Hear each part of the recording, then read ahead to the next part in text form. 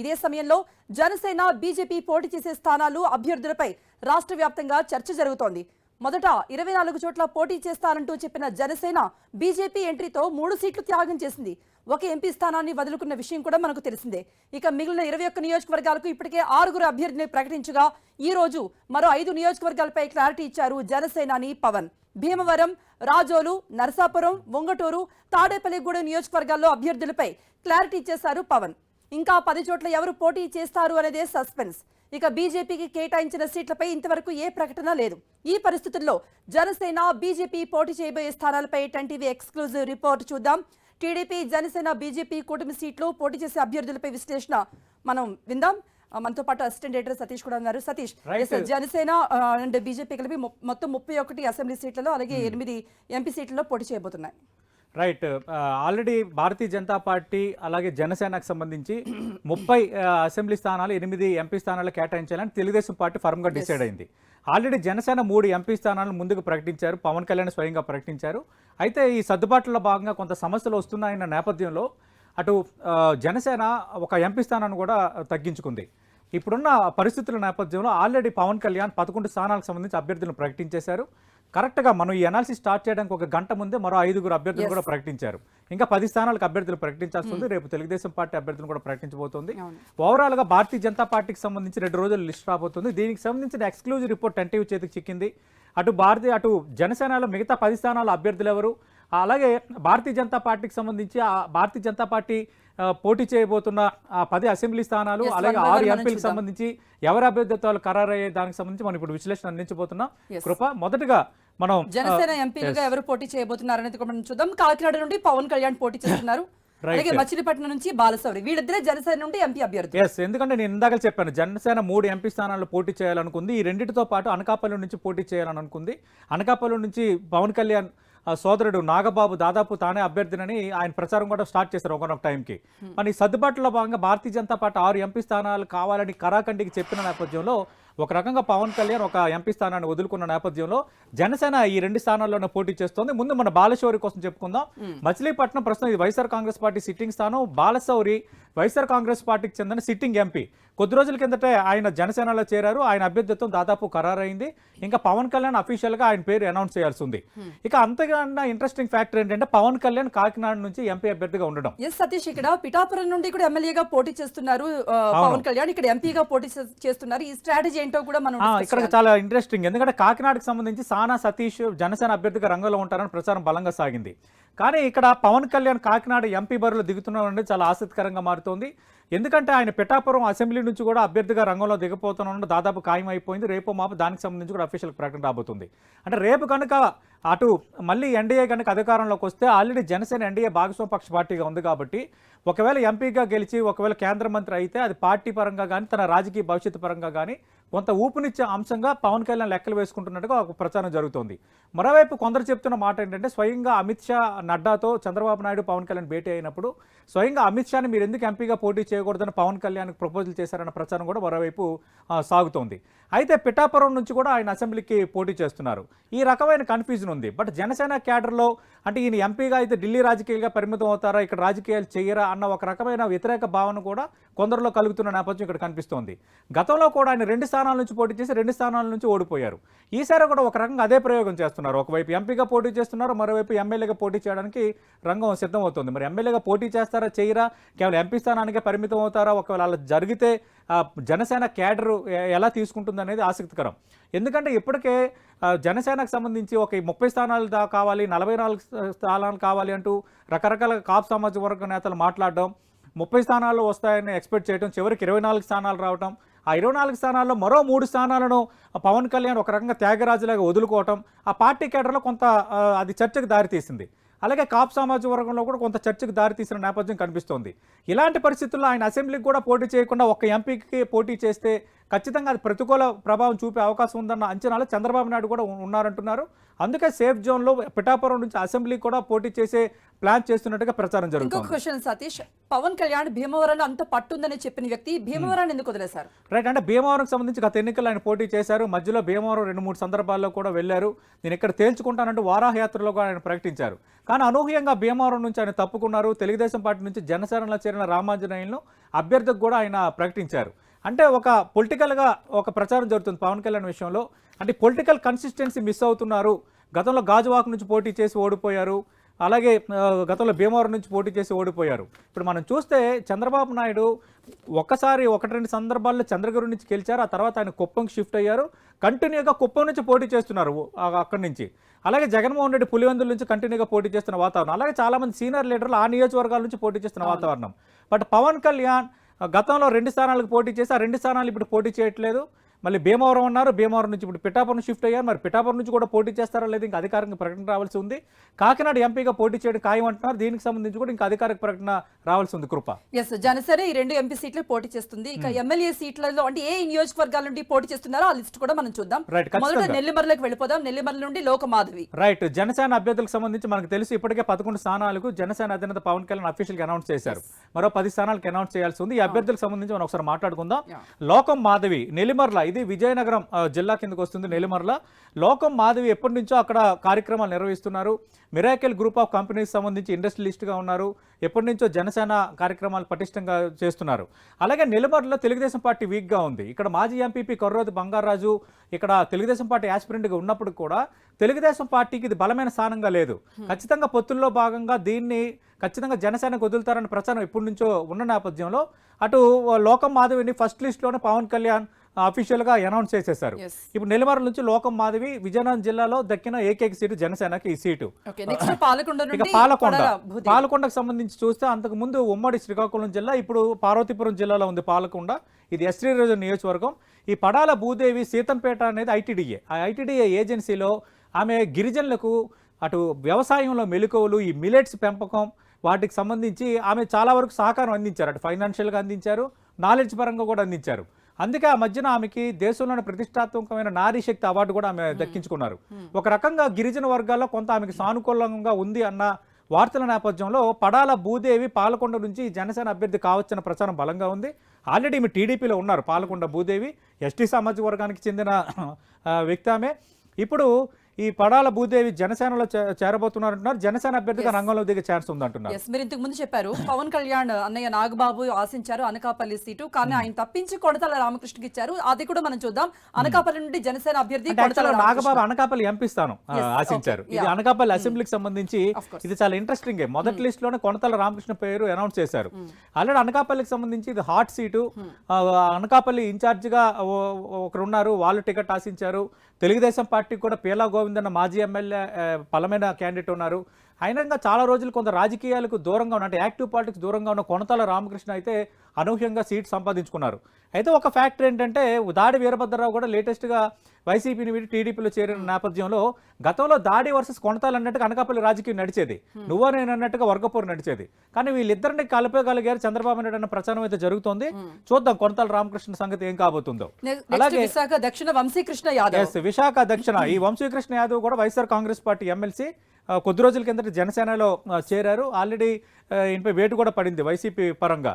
విశాఖ దక్షిణ నుంచి దాదాపు వంశీకృష్ణ యాదవ్ పోటీ చేసే అవకాశం ఎక్కువగా ఉందంటున్నారు. విశాఖ సౌత్లో కొంత యాదవ్ సామాజిక వర్గం కూడా బలంగా ఉంది.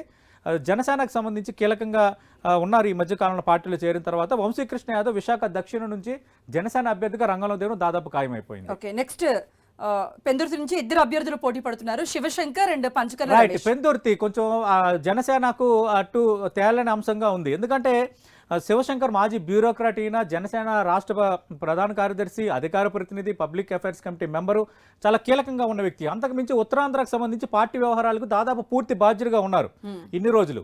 అలాగే పెందుర్తికి సంబంధించి కూడా 2 ఆఫీసులు పెట్టుకొని గత 4 సంవత్సరాలుగా ఆయన అక్కడ పనిచేస్తూనే ఉన్నారు. దాదాపు శివశంకర్ మా అభ్యర్థి, మా నేత అంటూ అక్కడ జనసేన కేడర్ దాదాపు సిద్ధమైపోయిన వాతావరణం ఉంది. రెండోది పెందుర్తి అనేది తెలుగుదేశం పార్టీకి ఒక కీలకమైన స్థానం. మాజీ మంత్రి బండారు సత్యనారాయణమూర్తి ఇక్కడ మాజీ ఎమ్మెల్యేగా ఇన్ఛార్జ్గా ఉన్నారు. అయితే బండారు సత్యనారాయణమూర్తి శివశంకర్ అభ్యర్థిత్వం అయితే నీకు సీటు వదలడానికి ఖాయం అన్న ప్రపోజల్ టీడీపీ ముందు పెట్టారన్నది ఒక ప్రచారం జరుగుతోంది. అయితే గతంలో వైఎస్ఆర్ కాంగ్రెస్ పార్టీలో ఉన్న మాజీ ఎమ్మెల్యే పంచకర్ల రమేష్ కొద్ది రోజుల కిందట జనసేనలో చేరారు. ఆయన కూడా ఇక్కడ అభ్యర్థిత్వం యాస్పిరెంట్ గా ఉన్నారు. సో మరి ఎవరికి ఎక్కువ chances ఉన్నాయి? రైట్, పంచకర్ల రమేష్ వైపు మొగ్గు చూపుతారా, లేదంటే శివశంకర్ పార్టీకి సంబంధించిన లాయల్ జనసేన అధినేత పవన్ కళ్యాణ్కి అత్యంత సన్నిహితుడు, అలాగే సీనియర్ నేత, ఉత్తరాంధ్రలో బాధ్యత కూడా వహించారు. అటు కేసులు ఇలాంటి గందరగోళాలు కూడా ఆయన ఈ 4 సంవత్సరాలుగా పార్టీ పరంగా పడ్డారు కాబట్టి శివశంకర్ కూడా ఎక్కువగా ఛాన్సెస్ ఉన్నాయంటున్నారు. మరి పంచకర్ల రమేష్ కి మరి అదృష్టం వరిస్తుందో లేదో మనం వేచి చూడాలి. నెక్స్ట్ యలమంచిలి నుండి సుందరపు విజయ్ కుమార్, రైట్, యలమంచిలి నుంచి సుందరపు విజయ్ కుమార్ ఆయన అటు జనసేనకు సంబంధించిన అధికార ప్రతినిధి. ఆల్రెడీ మనం టీవీ చర్చల్లో కూడా పాల్గొంటారు, 10 టీవీ చర్చల్లో కూడా ఆయన అటెండ్ అవుతుంటారు. కొంచెం కీలకంగానే ఉన్నారు ఆ నియోజకవర్గం సంబంధించి. యలమంచిలి నుంచి సుందరపు విజయ్ కుమార్ అభ్యర్థిత్వం దాదాపు ఖరారు కావడం ఖాయం అంటున్నారు. ఇంకా రేపో మాప ప్రకటనలో ఈ పేరు ఉండొచ్చు అంటున్నారు. అలాగే కాకినాడ రూరల్ నుండి పంతు నానాజీ పేరు మొదటి లిస్ట్ లోనే ప్రకటించారు. కాకినాడ రూరల్ కి సంబంధించి పంతో నానాజీ కూడా అంతకుముందు కాంగ్రెస్ లో ఉన్నారు. ఆ తర్వాత కొద్ది రోజులు కొంచెం ఇనాక్టివ్ అయ్యి ఆ తర్వాత జనసేనలో చేరారు. జనసేన రాజకీయాలు చేస్తున్నారు. పంతం నానాజీ అభ్యర్థిత్వాన్ని ఫస్ట్ లిస్ట్లోనే పవన్ కళ్యాణ్ ప్రకటించారు. రాజానగరం ఈయన కూడా మొదటి లిస్ట్లోనే ప్రకటించారు పవన్ కళ్యాణ్. బత్తుల బలరామకృష్ణ. రాజానగరం సంబంధించి మనకు తెలిస్తే చంద్రబాబు నాయుడు అటు రా కదలరా సభల్లో భాగంగా అటు మండపేటకు సంబంధించిన అభ్యర్థిని ప్రకటించడం, అరకు అభ్యర్థిని ప్రకటించడంతో కొంత పవన్ కళ్యాణ్ నొచ్చుకున్నారు.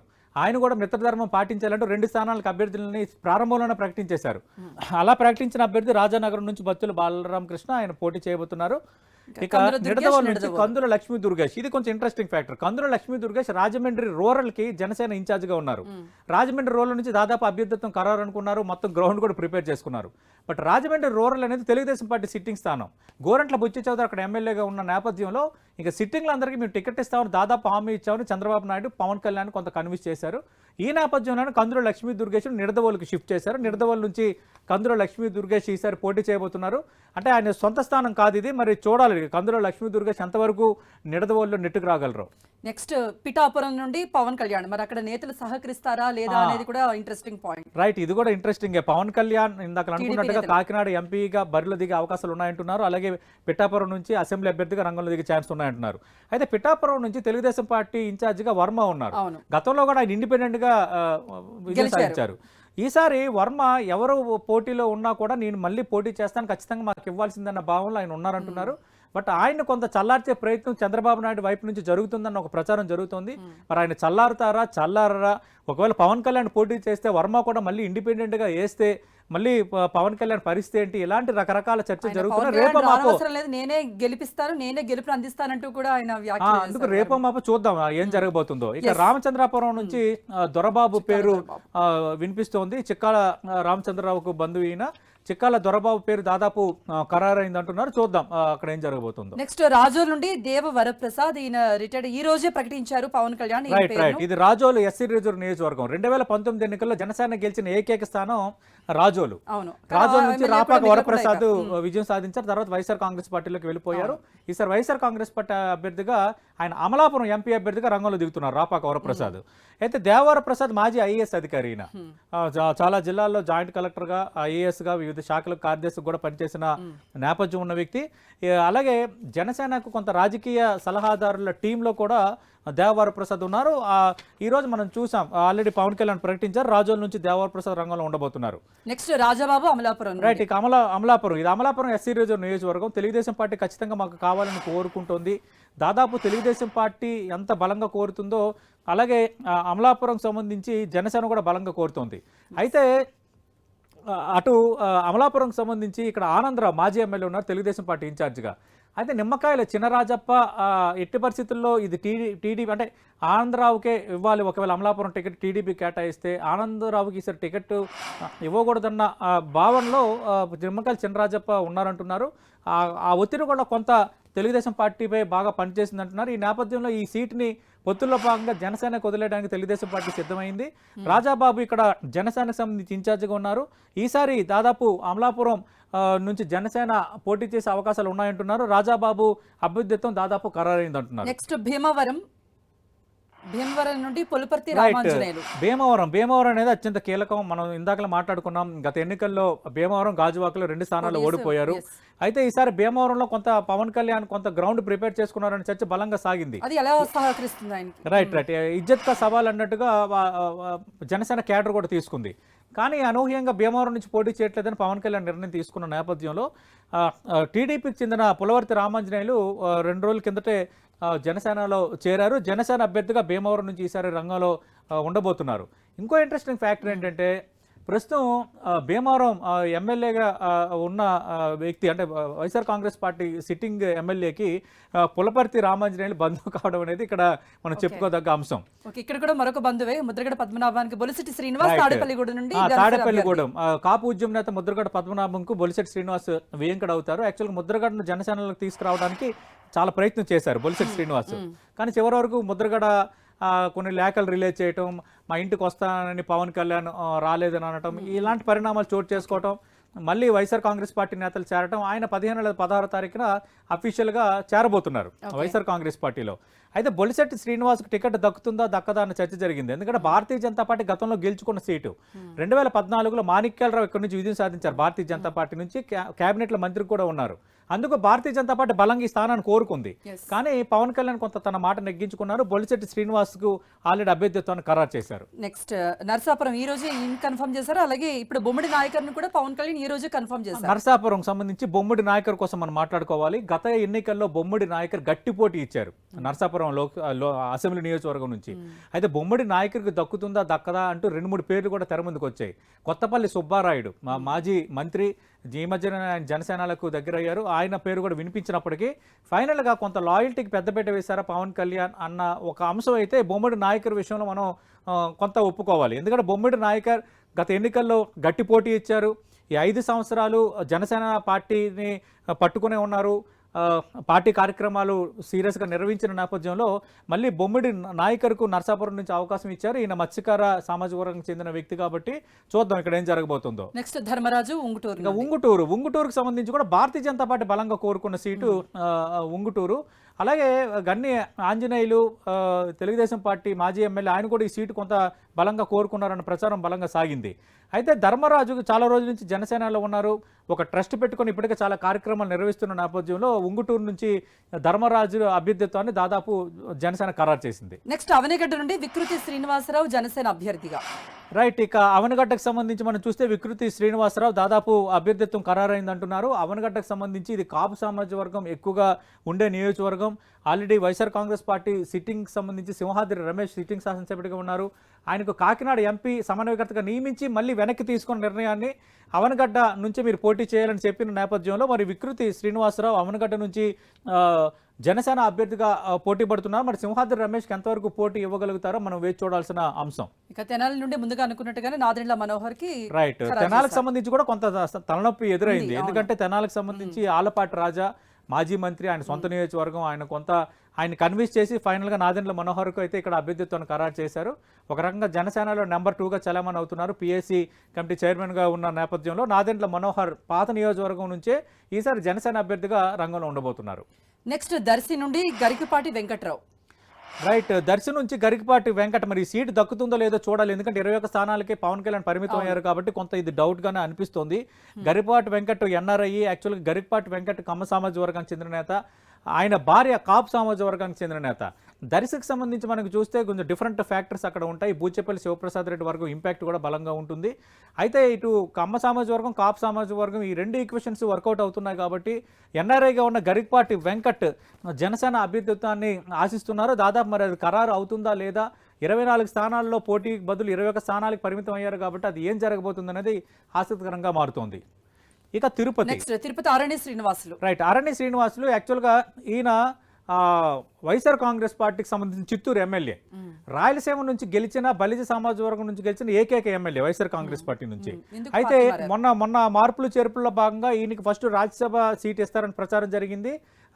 3 పేర్లు ఈయన పేరు కూడా వినిపించింది. చివరి నిమిషంలో ఆ పేరు పక్కకు వెళ్ళిపోయింది. కొంత ఈయన అసంతృప్తికి లోనయ్యారు అరణ్య శ్రీనివాసులు. ఈ అసంతృప్తికి లోనవ్వడం, కొంత వైఎస్ఆర్ కాంగ్రెస్ పార్టీ నేతలకు దూరంగా ఉండటం, ఈ మీన్వేల్ టైంలోనే జనసేన టచ్లో ఉన్నారన్న ప్రచారం వైఎస్ఆర్ కాంగ్రెస్ పార్టీ హైకమాండ్కి అందడం, తర్వాత ఈయనకు వివరణ కోరటం, ఇదంతా గందరగోళం చోటు చేసుకున్న నేపథ్యంలో అరణ్య శ్రీనివాసులు జనసేన అభ్యర్థిగా తిరుపతి నుంచి రంగంలో దిగడం ఖాయంగా కనిపిస్తోంది. 2009లో ప్రజారాజ్యం పార్టీ నుంచి చిరంజీవి తిరుపతి నియోజకవర్గం నుంచి గెలిచారు. దాదాపు తిరుపతి నుంచి గెలిచిన ఎక్కువ మంది అభ్యర్థులు బలిజ సామాజిక వర్గం, అంటే కాపులను అక్కడ బలిజ అని సంబోధిస్తారు. బలిజ సామాజిక వర్గం ఓట్లు చాలా కీలకంగా ఉంటాయి. అందుకు అదే సామాజిక వర్గానికి చెందిన ఆరణి శ్రీనివాసులకు దాదాపు తిరుపతి నుంచి అభ్యర్థిగా ఖరారయ్యే అవకాశాలు ఉన్నాయంటున్నారు. ఇక్కడ కిరణ్ రాయల్ పేరు కూడా వినిపిస్తోంది. మరి పవన్ కళ్యాణ్ ఎలాంటి నిర్ణయం తీసుకుంటారో మనం వేచి చూడాలి. Yes, అనంతపురం నుండి కూడా జనసేన అభ్యర్థులు ఇద్దరు ఆశిస్తూ ఉన్నారు, అది కూడా మనం చూద్దాం. ఇద్దరు కూడా టికెట్ ఎక్స్పెక్ట్ చేస్తున్నారు, పెండియాల శ్రీలత, మధుసూదన్ రెడ్డి. రైట్, అనంతపురం అర్బన్ నుంచి పెండ్యాల శ్రీలత పేరు వినిపిస్తోంది, అలాగే మధుసూదన్ రెడ్డి పేరు కూడా వినిపిస్తోంది. యాక్చువల్గా మధుసూదన్ రెడ్డి ధర్మవరం చెందిన నేత, బట్ ధర్మవరం సంబంధించి అటు తెలుగుదేశం పార్టీ కీలకమైన స్థానం, భారతీయ జనతా పార్టీకి చెందిన మాజీ ఎమ్మెల్యే వరదాపురం సూరి ఇక్కడ రంగంలో ఉన్న నేపథ్యంలో మధుసూదన్ రెడ్డి కొంత షిఫ్ట్ చేసి అనంతపురం అర్బన్ ఇస్తారన్న ప్రచారం జరుగుతోంది. ఖచ్చితంగా అనంతపురంలో ఒక స్థానాన్ని కావాలని జనసేన కోరుకుంటున్న నేపథ్యంలో మరి అనంతపురం అర్బన్ దక్కితే పెండ్యాల శ్రీలత, మధుసూదన్ రెడ్డిలో ఎవరికి సీటు దక్కుతుందో మనం వేచి చూడాలి. నెక్స్ట్ మదనపల్లి రామదాస్ చౌదరి జనసేన అభ్యర్థిగా. రైట్, మదనపల్లికి సంబంధించి కూడా రామదాస్ చౌదరి ఇక్కడ ఇప్పటి నుంచో జనసేన నేతగా ఉన్నారు, కార్యక్రమాలు నిర్వహిస్తున్నారు.